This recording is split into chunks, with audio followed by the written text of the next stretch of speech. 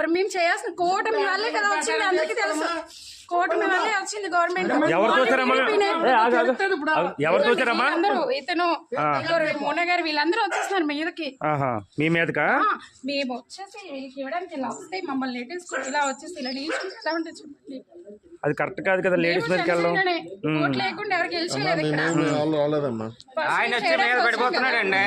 అదే అంటుంది మీరే మీద లేడీస్ మీద పడడం తప్పు కదండి మొన్న గారు. అదే ఏంటండి చెప్తున్నారు కదా, లేడీస్ ఏమైనా అబద్ధం చెప్తారు ఏంటండి అలాగా? కలిస్తేనే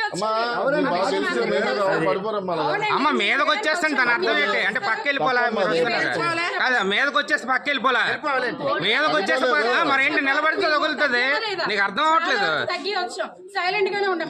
తప్పు కదా అన్ఎడ్యుకేటెడ్ కాదు. ఇక్కడ ఎవరండి ఎడ్యుకేటెడ్ చెప్పండి, ఎవరు ఎడ్యుకేటెడ్? అందరూ అన్నారు కదా, అందరూ